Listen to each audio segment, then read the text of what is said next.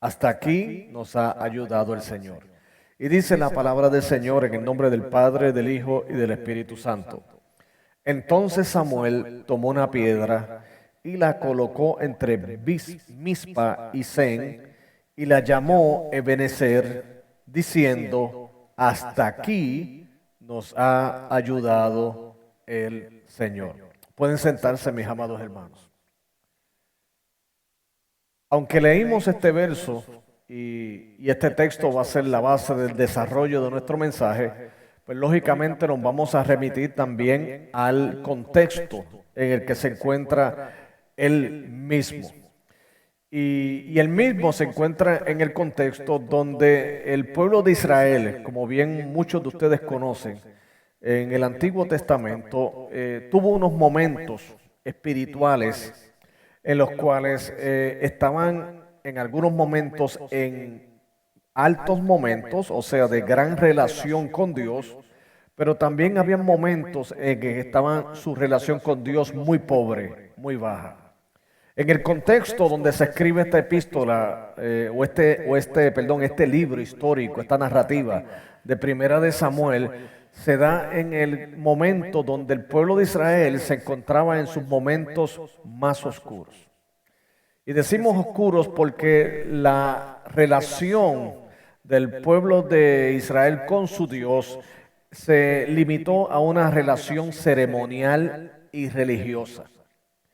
El pueblo cayó en una situación de la cual jamás debemos nosotros como creyentes y como iglesia permitir que nos ocurra. Y es el de conformarnos con el ritualismo y la religiosidad externa y no tener una relación con Dios, una relación genuina, una relación legítima, una relación del corazón. Porque déjeme decirles, desde el Antiguo Testamento, Dios lo que ha procurado es una relación con su pueblo. Que Dios ha puesto ceremoniales, claro que sí. Que Dios puso unos rituales y unos sacrificios en el Antiguo Testamento, claro que sí. Pero esos rituales nunca fueron establecidos por Dios para sustituir la relación con Dios. Al contrario, todos estos eran para acercarle más a una relación con Dios y entender que todas estas cosas apuntaban hacia el Mesías que nosotros en esta etapa del año estamos celebrando, que es Jesucristo nuestro Señor. Porque aún los sacrificios del Antiguo Testamento sabemos que nos apuntan hacia el Cordero de Dios que iba a ser sacrificado por cada uno de nosotros, que es Jesucristo. Así que, como le digo, los rituales y las actividades religiosas nunca fueron establecidas para sustituir la relación con Dios. De hecho, llegó un momento en el que el mismo Dios, específicamente en el contexto del libro del profeta Isaías, Dios mismo, aquellas fiestas que Él había establecido, aquellos rituales que Él había establecido, les confrontó al pueblo diciéndole que ya le cansaban los mismos. Decía, sus fiestas solemnes me cansan. Inclusive hasta los cánticos y todo lo que ellos expresaban les molestaba. ¿Pero por qué le molestaba al Señor? Porque como bien Él mismo dijo, este pueblo con sus labios que me honra, pero su corazón está completamente lejos de mí.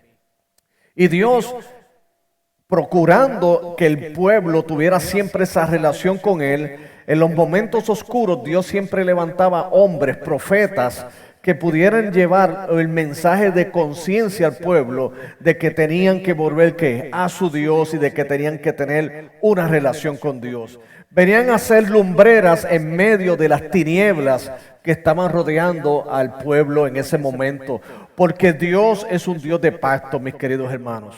¿Y qué queremos decir con esto? Que si Dios se ha comprometido, aunque Él es nuestro Dios y nosotros somos su pueblo, esto es algo que Él ha de hacer cumplir en nuestras vidas. Podremos alejarnos de Él, podremos tener momentos sumamente difíciles en el cual nuestra fe se ve amenazada. Pero el Dios que prometió que iba a ser nuestro Dios para siempre y nosotros su pueblo, siempre nos acercará hacia Él.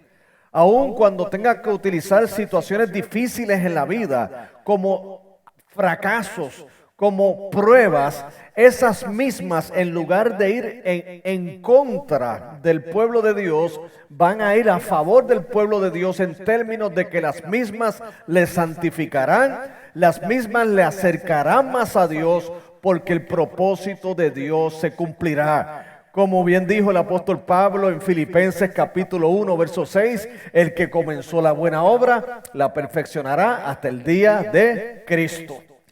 Y en este contexto de oscurantismo espiritual, si podemos llamarlo así, del pueblo de Israel, Dios levantó un hombre como Samuel. Un hombre que fue el resultado de un acto milagroso de Dios, si lo podemos llamar así. Porque su madre, según lo registran los mismos libros, era esta mujer Ana, que ella tristemente estaba aquejada por esterilidad y le pidió a Dios que le diera un hijo. Fue una mujer que derramó su alma delante de Dios. Y su oración fue tan y tan impactante que no solamente la registra el libro de Samuel, sino que también muchos teólogos y académicos coinciden que hasta lo que se conoce como el Magnificat de María, que se registra en Lucas, tuvo su inspiración en esa oración que Ana derramó delante de Dios pidiéndole un hijo. Y ella misma le dijo, si tú me das ese hijo, yo lo voy a dedicar a ti y te servirá a ti. Dios concedió esa petición y nació Samuel. Y la verdad es que Samuel resplandeció en medio de todas esas tinieblas que estaban ya tristemente infiltradas dentro del pueblo de Dios. Porque en este contexto hasta los hijos del sacerdote, dice la Biblia, del sacerdote Elí, que era omnis y finés, estos hombres, en lugar de representar la piedad, en lugar de representar los modelos de una vida espiritual saludable, sin embargo, eran hombres no temerosos de Dios. Pero Dios nunca deja a su pueblo a la deriva. Levantó a Samuel y vino a ser esa voz en medio de un desierto espiritual que iba a traer avivamiento. En ese contexto, mis queridos hermanos, y como le estaba diciendo al principio, para poder muchas veces encontrarnos con nuestro Dios y para Dios llamar nuestra atención, tiene que permitir ciertos fracasos en nuestra vida. Y el gran fracaso que sufrió el pueblo de Israel en este contexto fue que el arca del pacto había sido previamente secuestrada por los filisteos. Y usted me dirá, ¿qué representa esto? Bueno, en el contexto del pueblo de Dios, ellos tenían el arca del pacto, algo que fue prescrito por Dios y que representaba la presencia de Dios en medio del pueblo, representaba el favor de Dios con el pueblo. De manera que cuando el pueblo se encontraba en batallas, entonces ellos de frente ponían el arca porque representaba que el Dios que llamó al pueblo de Israel es el Dios que los estaba respaldando en las batallas. Pero ¿qué ocurre, mis queridos hermanos? El arca del pacto no se podía manejar de manera supersticiosa, no se podía utilizar como si fuera un fetiche, porque en este momento anterior a esta situación, el pueblo de Israel sufrió la amenaza de la invasión de un pueblo que siempre fue antagónico al pueblo de Dios, y eran los filisteos. Los filisteos eran ese pueblo enemigo que constantemente amenazaba la estabilidad del pueblo de Israel. Y cuando los filisteos vinieron a atacar, el pueblo de Israel, no espiritualmente fuerte, no espiritualmente saludable, fueron al campo de batalla cargando el arca del pacto, y quienes lo cargaban eran los hijos del sacerdote. Y eran todas estas personas que tristemente no estaban en una relación correcta con Dios, pero pensaban que por el simple hecho de ellos cargar el arca y presentarla al frente de la batalla, con eso se aseguraban la victoria. ¿Y qué ocurrió? Para vergüenza de ellos, con todo y arca perdieron. Pero le quiero aclarar aquí algo, mis queridos hermanos. Ahí nunca perdió Dios. Ahí quien fracasó fue el pueblo. Y le voy a decir más. El pueblo no fracasó en ese momento, ya había fracasado anteriormente porque su relación con Dios había sido nula. Porque su relación con Dios había sido relegada a un último plano. Ya para ellos Dios no era importante, que sí asistían al templo, que sí hacían sacrificios, pero no con el corazón correcto. Porque como bien el mismo Dios señaló a través de uno de los salmos de David, ¿de qué valen los sacrificios que ustedes me puedan hacer? Si yo quisiera aceite, no se los pido a ustedes. Si yo quisiera ganado, no se lo pido a ustedes porque todo es mío. Lo que yo quiero es un corazón contrito y humillado del cual nunca voy a despreciar, dice el Señor. Y este pueblo ofrecía sus actividades religiosas, pero su corazón no estaba con el Señor. Y lo que realmente daba la fuerza, daba la confianza, daba la fe para que el pueblo pudiera prevalecer en las batallas y los conflictos que se encontraban en la vida, era el respaldo de Dios en una relación íntima con su pueblo, no porque cargaran simplemente el arca del pacto. Mis queridos hermanos, nosotros no podemos ir a la vida como creyentes llevando ante nosotros un escudo que diga bautista, y con eso es que nosotros vamos a prevalecer en las victorias de la vida. Nosotros pertenecemos a una denominación, tenemos una tradición en cuanto a nuestra cultura cristiana, evangélica, protestante, pero mis queridos hermanos, nosotros no vamos a hacer frente al enemigo diciéndole, no puedes contra nosotros porque somos bautistas, porque inclusive aún siendo bautistas podremos ser derrotados. Porque esto no se trata en pertenecer a un cual o tal denominación. Esto se trata en cómo David derrotó al gigante Goliat de los filisteos. Que es que yo no vengo con espada ni jabalina, pero vengo a ti en el nombre del Señor. Y algunos tratan de ir delante del Señor con las aparentes fuerzas humanas de sus orgullo denominacional, protestante o católico romano, con lo que sea. Y ellos piensan que sencillamente entonces Jericó caerá por decir que son bautistas o protestantes o decir que son de tal o cual tradición teológica. Mis queridos hermanos, sí, las tradiciones teológicas son importantes, sí son buenas, es necesario tener una sana doctrina, pero si la sana doctrina no va de acuerdo a una sana vida, mis queridos hermanos, de nada vale. ¿De qué vale que nosotros vayamos con todos los mejores fundamentos teológicos ante el campo de batalla de la vida y del mundo y de las huestes demoníacas si esa misma teología que tanto apreciamos no es vida en nuestro corazón? Si simplemente satisface la mente, pero no ha transformado el corazón, no sirve de mucho. El pueblo de Israel fue porque simplemente fue esa batalla. Ellos no tenían ya una relación con Dios. Y ¿saben lo peor? Que no le interesaba tener esa relación con Dios. Pero pretendían que si Dios los respaldara en ello. Y Dios permitió que fracasaran. Y repito, quien fracasó no fue Dios, fueron ellos. Y ellos, los filisteos, secuestraron el arca. Y dice la Biblia que los filisteos tomaron el arca. Y ustedes conocen algunos la historia. Y llevaron el arca debajo de una tienda. Y al lado estaba la estatua del dios Dagón. Y dice la Biblia que una vez que se estableció el arca del pacto allí al lado de Dagón y se fueron, Dagón se caía. Y ellos regresaban y a Dagón lo levantaban. Y después que se salían, de nuevo se caía. Y ya Dagón se estaba haciendo pedazos. Por eso les digo que no fue Dios quien fracasó en esa batalla. Fue el pueblo de Dios el que fracasó allí. Porque Dios mismo, aún en tierra de enemigos, se glorificará. Aún en tierra de enemigos, aún los ídolos se tienen que romper. Se tienen que hacer añicos ante la presencia de Dios. Y los filisteos mismos tuvieron que concluir lo siguiente. Aquí esta arca, esta presencia de Jehová nos está trayendo problemas porque no solamente nos está derribando nuestra representación del ídolo, sino que hasta enfermedades estaban llevando al pueblo. Oh no, esta hay que sacarla de aquí. Porque el pueblo de Israel no fue quien sacó el arca del pacto de la posesión de los filisteos. Fue Dios mismo glorificándose en medio de esas circunstancias, mis queridos hermanos. Por eso nunca lleguemos a pensar que nosotros como iglesia es lo que mantenemos el reino en firme. No. Porque, mis queridos hermanos, yo creo que la iglesia del Señor como ente universal permanecerá para siempre. Pero tengamos mucho cuidado porque iglesias locales sí pueden desaparecer. Hay iglesias locales que, como el candelabro que está en el libro de Apocalipsis, el Señor puede quitar su luz.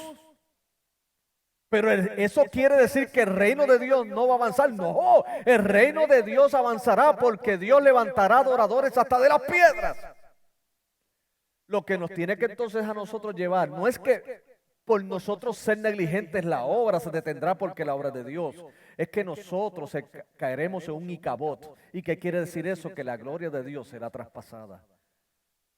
Y nosotros tendremos que rendir cuentas de lo que no hicimos para la gloria de Dios. El mundo lo sostiene Dios y lo hace a través de su evangelio y del poderoso mensaje de Jesucristo. Y nosotros somos privilegiados en llevar este mensaje. Pero déjenme decirles, nunca caigamos en el error de pensar que es la religiosidad y la costumbre lo que nos sostiene. No, es Jesucristo mismo, nuestro Dios. Que cuando vengamos a adorar aquí, vengamos a adorar con un espíritu y un corazón sincero. Que aún nuestras debilidades sean presentadas al Señor, porque Dios nunca demandará algo de nosotros que nosotros no podemos hacer. No puede demandar perfección, puesto que no la hay debajo del sol. Pero sí puede demandar un corazón contrito y humillado, porque el Espíritu Santo de Dios en la regeneración cambió un corazón de piedra por uno de ¿qué? De carne. No espera perfección, pero sí arrepentimiento. No espera perfección, pero sí honradez. No espera perfección, pero sí integridad. No espera perfección, pero sí fe, aún en medio de la debilidad, porque todo lo podemos en Cristo que nos fortalece. Y en este momento ya el arca del pacto había regresado y Dios utilizó a Samuel, un hombre consagrado a Dios, para entonces llevar a una derrota al pueblo de los filisteos. Y allí este versículo que acabamos de leer viene como resultado de luego de esa victoria, porque recordemos, hubo una derrota y luego entonces una victoria. Y esa victoria es más allá que simplemente haber derrotado a los filisteos. Esa derrota tiene que ver con una reconsagración con Dios. Porque de hecho en los versículos que preceden al verso 12, estaban allí precisamente en el capítulo 7, que el mismo Señor a través de Samuel, dice en el verso 3, de la siguiente manera, dice que habló Samuel a toda la casa de Israel diciendo, si de todo corazón os volvéis a Jehová, quitad los dioses ajenos y a Astarot de entre vosotros y preparad vuestro corazón a Jehová y solo a él servid y os librará de las manos de los filisteos. O sea, le está haciendo claro que la única manera y la única salida del ataque de los filisteos no era el utilizar los símbolos que el mismo Dios estableció para hacer frente al enemigo, sino que lo que iba a darnos la fuerza y el poder era una consagración ¿con quién? Con el Señor. Y así el pueblo escuchó a Samuel, así el pueblo venció a los filisteos. Y como le dije que el fracaso de Israel contra los filisteos cuando ellos tomaron posesión del arca no fue en ese momento, sino que era simplemente el resultado del fracaso que ya ellos tenían con su relación con Dios. Ahí también yo te puedo decir que esa victoria contra los filisteos en ese momento no fue en la ocasión de la batalla, sino ya habían vencido cuando dispusieron su corazón a quitar toda la idolatría y a disponerse a un corazón sincero delante de Dios. El poder de una iglesia, el poder de un creyente, mis queridos hermanos, está en la sangre de Cristo, está precisamente en nuestra relación con Dios. Recordemos y nunca olvidemos que Dios lo que busca siempre es un qué, es un corazón. Entonces llegamos al versículo 12 donde dice, y entonces Samuel, luego de esta victoria y repasando todas las cosas que habían ocurrido previo a esto, él dice, entonces Samuel tomó una piedra y la colocó entre Mizpa y Sen y la llamó Ebenezer, diciendo, hasta aquí nos ha ayudado ¿qué? El Señor. Si usted está familiarizado con el Antiguo Testamento, tanto Josué como Samuel, como otros personajes que tuvieron un encuentro con el Señor, levantaban unas piedras, unos monumentos. Esos monumentos tenían el propósito de llevarle un mensaje a las demás generaciones, de que aquí pasó algo importante. Usted lo sabe que en sus respectivos países hay unos monumentos. De hecho, en mi pueblo que yo me crié, el pueblo de Yauco, hay una estatua dedicada al soldado desconocido. No tiene nombre, pero dice la historia que hubo un hombre, un soldado valiente, que dio su vida. Y de ahí se levantó un monumento de la tumba del soldado desconocido. La idea es que todo el mundo, aunque no sepamos quién es, sabemos que allí está enterrada una persona o se conservan los restos de alguien que realmente fue muy importante, en este caso en la historia de mi pueblo.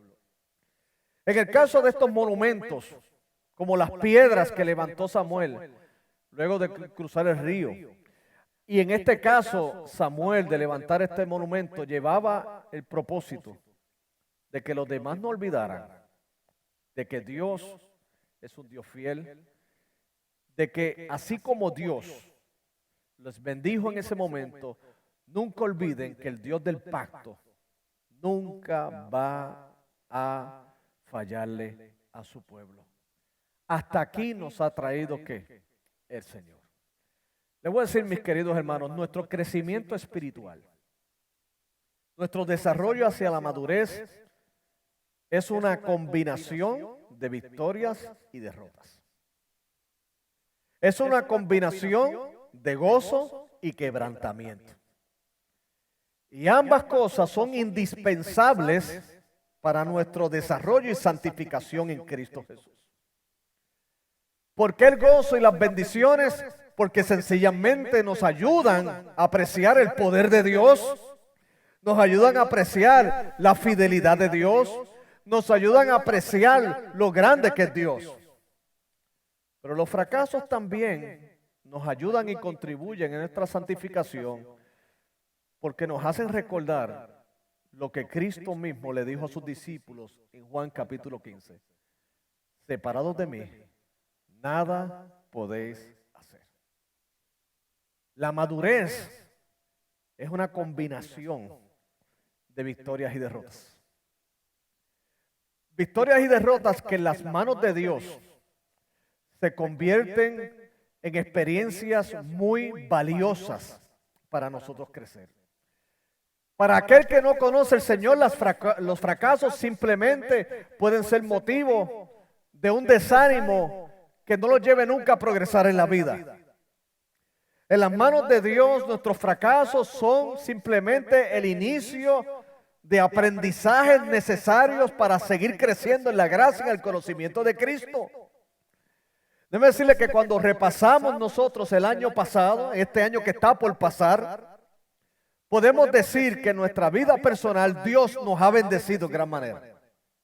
Podemos decir también que como iglesia Dios nos ha bendecido. Ahora también tenemos que darle gracias a Dios por aquellas áreas en las cuales no fuimos tan efectivos. Tenemos que darle gracias a Dios en aquellas áreas donde teníamos grandes expectativas en lo personal o en lo corporativo y sin embargo no se dieron. Y usted me dirá, ¿por qué dar gracias a Dios por ello? Hay que darle gracias a Dios por ello porque las mismas nos llevaron de rodillas delante de Dios. Y me refiero en el plano personal, tristemente, la enfermedad de un ser querido. Inclusive puede ser algún tipo de situación, ya sea académica, laboral. Puede ser inclusive una ministerial o de servicio a Cristo. que nos haya afectado lo suficiente y nos haya recordado algo que olvidamos en la prosperidad y en el gozo. Y es que nosotros somos frágiles y débiles y necesitamos continuamente depender de Dios. Nos recordó que la vida en sí misma es frágil.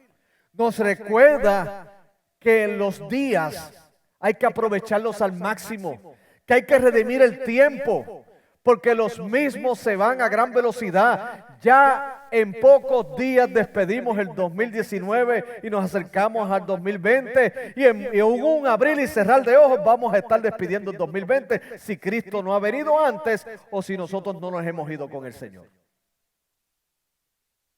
En un abrir y cerrar de ojos todo cambia y muy rápido. Todo esto nos lleva a reflexionar en esta expresión de la cual nos unimos, como dice en 1 Samuel 7:12. Hasta aquí nos ha ayudado ¿qué? El Señor. Yo no sé cuán larga ha sido tu carrera cristiana, porque digo la carrera cristiana porque el mismo apóstol Pablo compara el servicio a Cristo y la fe con el evento del maratón, del evento máximo de las Olimpiadas, que en aquel momento eran los Juegos Sísmicos.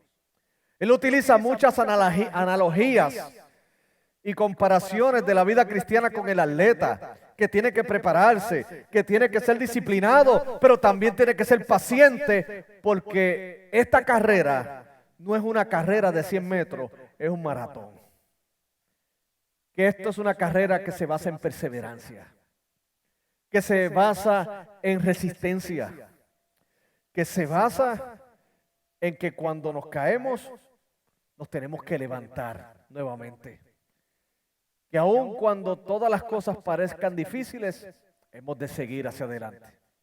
Y esa carrera posiblemente tú la comenzaste este año porque viniste al conocimiento de Cristo en este año. Estás comenzando la carrera. Otros pueden estar llevando 5 años o como es el caso de este servidor, que en los caminos del Señor ya estamos ya casi llegando a los 40 años. Y 31 años de servicio ministerial. ¿Y cómo ha sido posible que este servidor pueda seguir en esta carrera? Porque yo soy más inteligente que los demás. No, no es eso. Hay personas mucho más inteligentes que yo. Porque he sido dedicado a esta tarea. Sí, he sido dedicado, pero hay gente y ministros mucho más dedicados que yo. La explicación es que estamos en pie porque el Señor ha sido fiel. Porque podemos decir, como bien lo hizo Samuel, hasta aquí me ha ayudado el Señor. Hasta aquí nos ha mantenido el pie. Hasta aquí el Señor ha sido ¿qué? Fiel. Y en el repaso que hacemos de lo que ocurrió en este año que está recién por terminar, podemos decir que hubo situaciones que a lo mejor amenazaron con nuestra estabilidad en la fe. La pérdida de un ser querido, un golpe económico, que a lo mejor pensamos que eso iba a ser lo suficientemente fuerte para separarnos de la fe. Sin embargo, hoy estamos en pie, porque hasta aquí te ha ayudado Dios. Pudiste superar la separación de un ser querido. Pudiste superar una situación económica. Pudiste superar tus propias decepciones en cuanto a tu crecimiento espiritual. Pudiste superarlas. Y estás hoy en pie y levantamos un monumento para la gloria de Dios, porque hasta aquí nos ha ayudado el Señor. Y esta expresión, mis queridos hermanos, es una tan y tan hermosa porque al sí mismo tiene un gran contenido práctico y teológico para nosotros. Es una expresión de apenas unas pocas palabras, pero encierra unas grandes mensajes y enseñanzas, porque primeramente esta expresión de que hasta aquí nos ha ayudado el Señor, primeramente es una confesión de fe y de total confianza en Dios. Repito, cuando nos unimos a Samuel en decir hasta aquí nos ha ayudado el Señor, estamos diciendo y reafirmando una confesión de fe y de total confianza que es Dios. Hasta aquí me trajo Dios. No fui yo. Porque si hubiera sido yo no hubiera llegado ni a los primeros 300 metros de la carrera. Aquí no hay nadie que se pueda jactar y decir, yo con mis propias fuerzas he llegado hasta aquí. Nadie puede decir eso. Nadie. Nosotros hemos llegado hasta donde estamos porque ha sido Dios el que nos ha guardado, es Dios el que nos ha inspirado, ha sido Dios quien nos ha tendido la mano cuando hemos dicho, Señor, socórreme, ha sido Dios que me ha dado la capacidad para orar, ha sido Dios que me ha dado los recursos para perseverar, la gloria es de Dios. Hasta aquí nos trajo Dios. Samuel le quería hacer recordar al pueblo, no fueron ustedes. Porque cuando ustedes quisieron hacer la batalla, hasta trajeron deshonra al pueblo de Dios, porque hasta el arca fue secuestrada. Pero cuando fue Dios, pudieron apreciar que es una gran victoria. Dios es quien nos ha traído. Es una confesión de fe. La vida cristiana, mis queridos hermanos, es una relación de fe.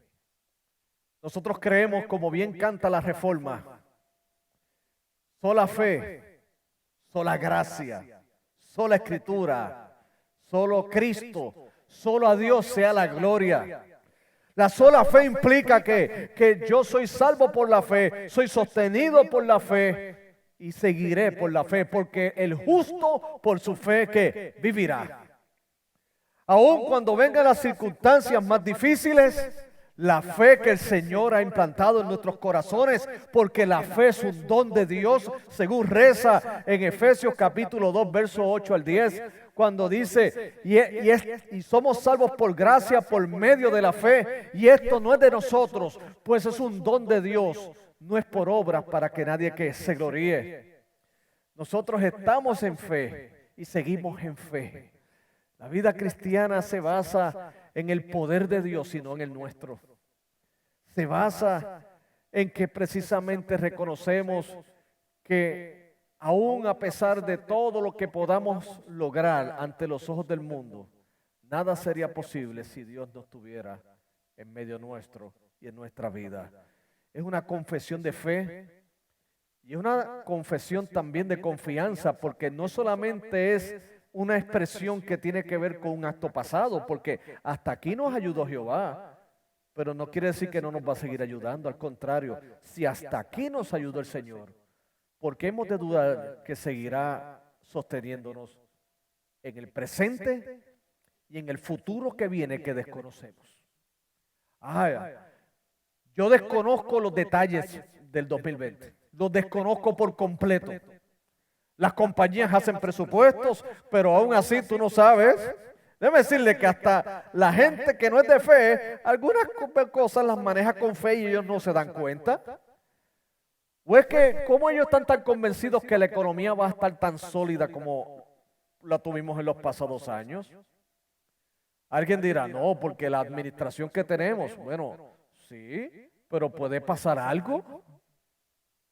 El hombre no controla su destino. La historia está en las manos de Dios. Por eso bien dijo el apóstol Santiago, cuando vayamos a hacer una cosa o traficaremos o haremos una cosa, no digamos lo voy a hacer, sino digamos si Dios quiere.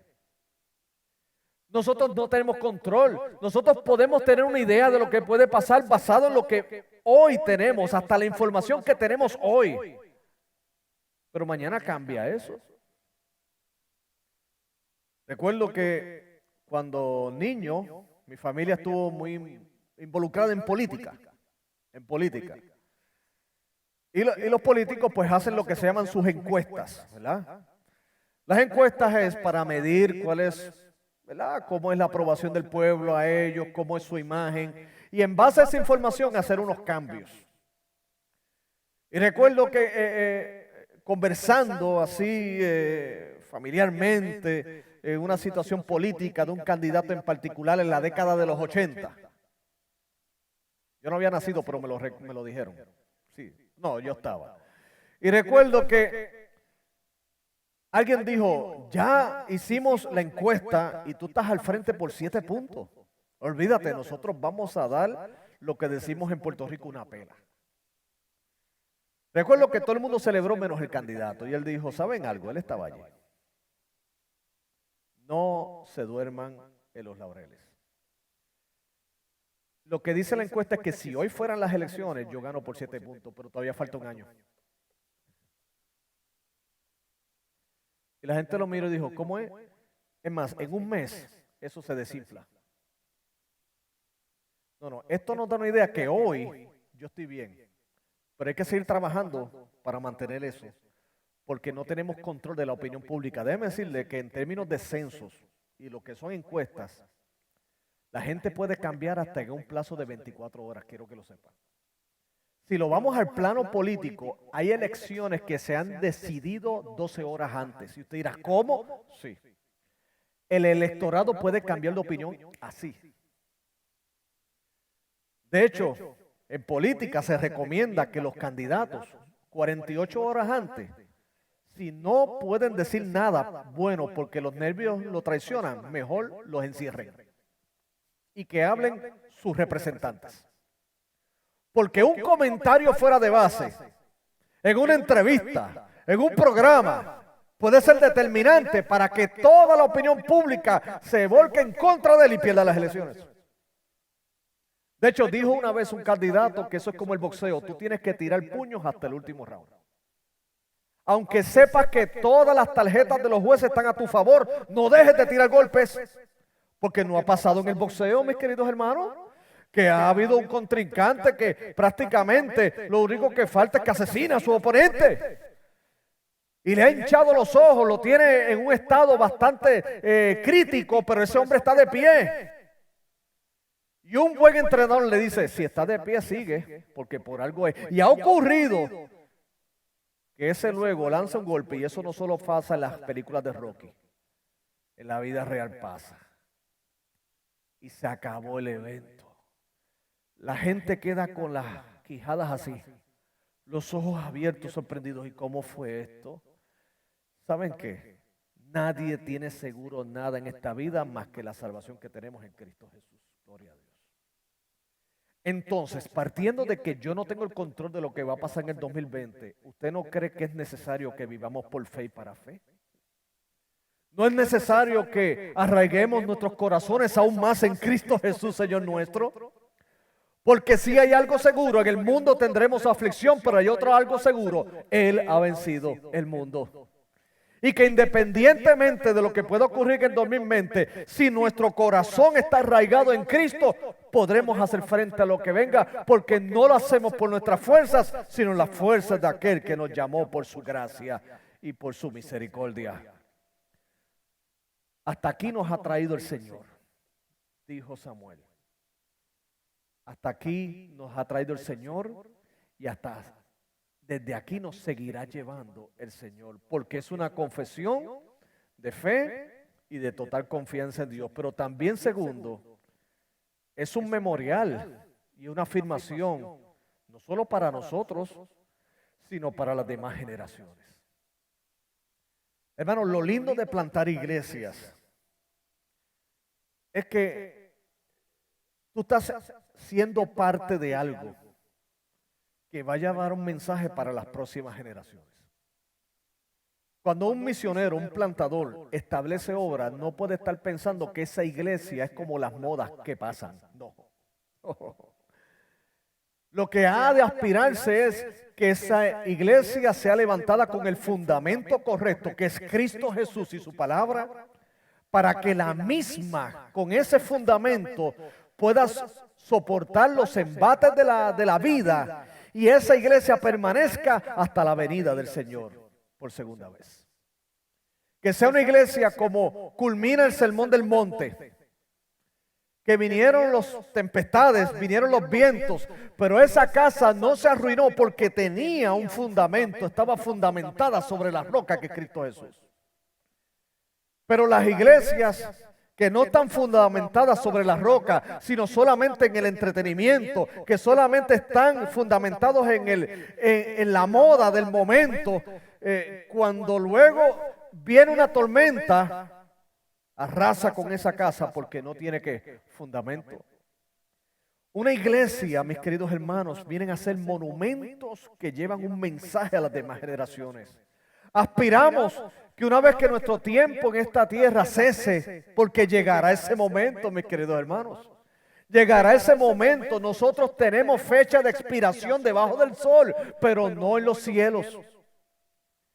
Nuestra fecha de expiración no la sabemos. Si sabemos cuándo se comenzó el producto. En mi caso fue en el 68. Saca la cuenta y guárdatela para ti.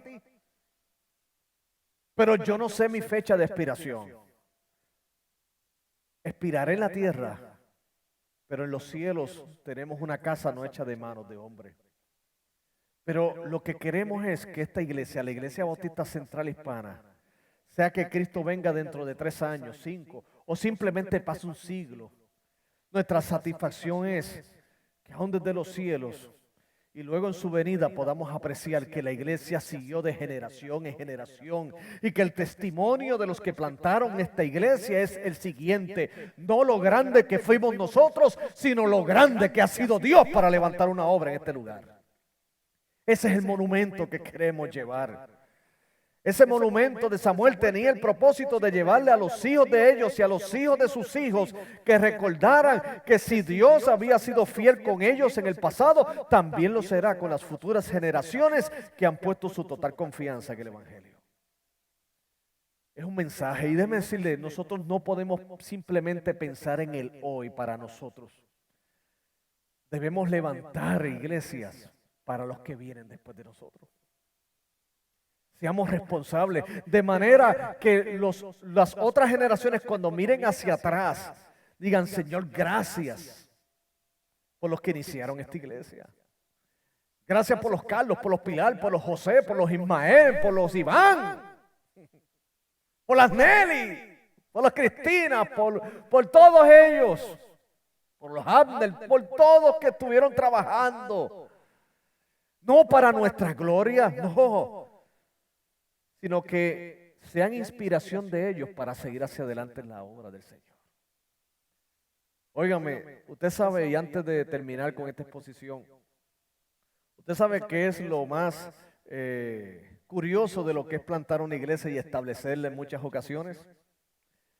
Que los que lo plantan son los que, como decimos en Puerto Rico, se comen el hueso.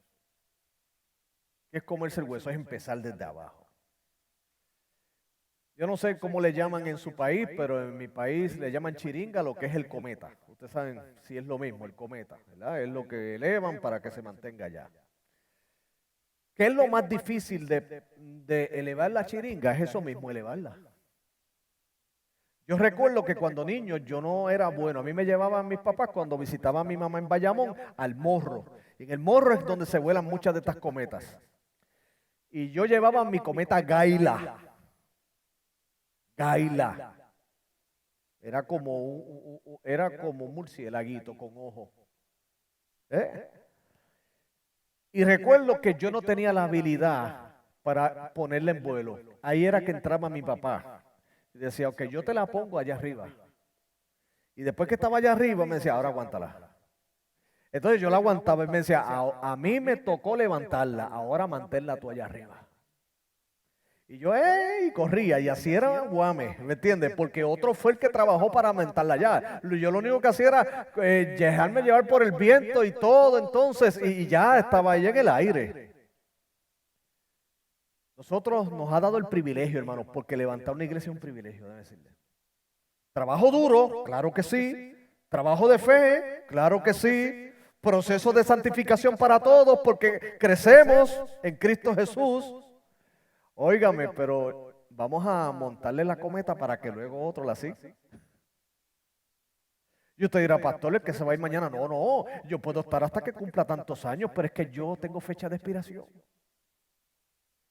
Pero yo solo no, tú también. Todos tenemos fecha de expiración. Pero no se me ponga triste. Porque cuando decimos fecha de expiración no estamos diciendo que dejaremos de ser.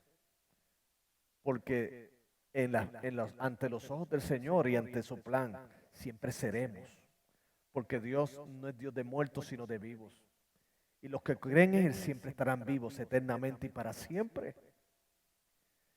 Pero mis queridos hermanos, levantar una iglesia es precisamente eso y luego otros continuarán estas obras. Pero lo más que nada debe ser un monumento con un fundamento sólido. Cristo, su palabra, la sana doctrina y que ellos sigan hacia adelante. Es como en la vida, nosotros como padres trabajamos duros para dejarles luego una herencia a nuestros hijos. Trabajamos duro y luego le dejamos, mira, trabaja con lo que te hemos dejado. ¿Y saben qué, mis amados hermanos? Es un memorial para las próximas generaciones. Y por último y no menos importante, hasta aquí nos ha ayudado el Señor. No solamente es una confesión de fe y total confianza en Dios. No tan solamente es un memorial para las próximas generaciones, sino que también es una afirmación de la total glorificación de Dios. Hasta aquí nos ayudó a Dios, es una afirmación en la cual le damos toda la gloria a Dios. Oh, mis amados, todo lo que somos y seremos, la gloria de Dios. Dios mismo se exhibe en esta comunidad a través de las expresiones de las iglesias locales para glorificarse. Nos utiliza, comenzando aún sin recursos, para Él glorificarse. Nos utiliza aún con aquellos obstáculos, con aquellas pruebas, para Él glorificarse. Decir hasta aquí nos ayudó Dios. Estamos diciendo a la iglesia y al mundo, Dios es real. La gloria es de Dios. Porque en un tiempo como el que vivimos, tan y tan posmoderno, tan relativista, le he dicho a los hermanos y en las clases que impartimos en los diferentes centros de entrenamientos y en las clases que dictamos en el seminario teológico lo siguiente. El mayor reto que tenemos los creyentes hoy día no son las llamadas sectas, porque ni ellas están creciendo, déjenme decirles. Nuestro mayor reto hoy día se llama el ateísmo. Nuestro mayor reto es que se están levantando generaciones que no les interesa a Dios en lo absoluto. Nuestras pasadas generaciones, por lo menos, aunque no buscaran de Dios en una iglesia, respetaban. Hoy vivimos una sociedad donde no solamente le ha dado la espalda a Dios, sino que intencionalmente atacan la fe. Donde intencionalmente quieren ridiculizar la fe. Donde intencionalmente nos han llamado sus enemigos. Y ante eso tenemos un reto, pero un buen reto, porque Dios se glorificará. Y es que ante esa misma población hostil, le vamos a evidenciar el amor de Cristo, que es por la gracia de Dios. Le vamos a evidenciar que Dios es real.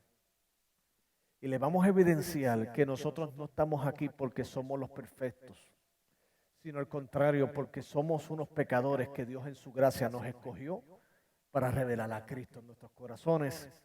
Y así como Dios nos salvó y nos ha dado la vida eterna y nos transformó, así también transformará los corazones de ellos. Si Dios me convirtió a mí y te convirtió a ti y convirtió a un Saulo de Tarso, ¿cómo Dios no puede transformar los corazones? Y el reto lo tenemos y seguiremos hacia adelante en Cristo Jesús. Y yo le aseguro algo, que a partir de hoy podrán pasar 5 y 10 años y podremos decir como decimos hoy, hasta aquí nos ha ayudado el Señor.